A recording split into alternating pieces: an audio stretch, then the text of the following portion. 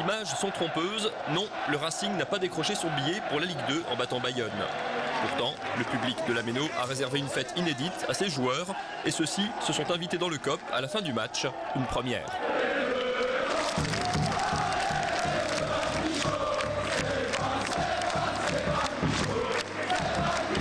Ça a été exceptionnel parce qu'on n'a pour le moment rien gagné. C'était magnifique et merveilleux. Il y a eu beaucoup d'émotions ce soir et ça fait vraiment du bien. Si le Racing est toujours troisième, il est exempt lors de la dernière journée de championnat.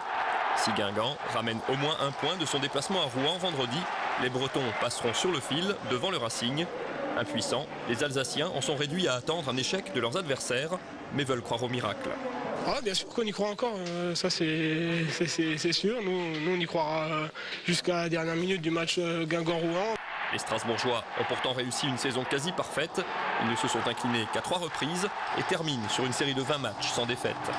Probablement insuffisant, Bastia et Amiens ont fait encore mieux et les Strasbourgeois payent leur mauvais début de saison alors que le groupe n'était pas au complet. Ce qui m'embête, c'est qu'avec 77 points, on ne monte pas. Je crois que c'est la première année. Mais ça fait partie du foot, à moins que Rouen crée l'exploit. Le pire, c'est que pour la 3e fois en 3 ans, le Racing pourrait connaître l'échec lors de la dernière journée. En 2009, le Racing est 3e et donc virtuellement en Ligue 1, mais lors de la dernière journée, il perd à Montpellier, qui lui souffle la place. L'année suivante, le Racing a encore son destin en main, mais il perd à Châteauroux et tombe en National. Cette année, le Racing est impuissant et c'est de leur fauteuil que les Strasbourgeois pourraient voir Guingamp leur chipper la 3e place. Un scénario cauchemardesque à la hauteur d'une saison très éprouvante. On sait qu'on a passé des moments vraiment très difficiles depuis le début de la saison et on s'est battu jusqu'au bout malgré toutes les galères. Malheureusement, la situation du club est complexe. Si la montée est encore incertaine, l'avenir de la présidence Hilali l'est tout autant.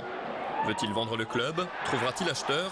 D'où repartira l'équipe, Ligue 2 ou Nationale? Avec ou sans le statut pro ou dépôt de bilan, tout est possible. Face à tant de points d'interrogation, la fête entre joueurs et supporters avait aussi des airs d'adieu. Pour certains joueurs, ça devrait être certainement des adieux.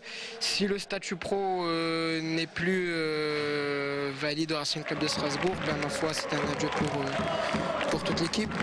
Ma foi, voilà, si on a toujours le statut pro, personnellement, je resterai au Racing.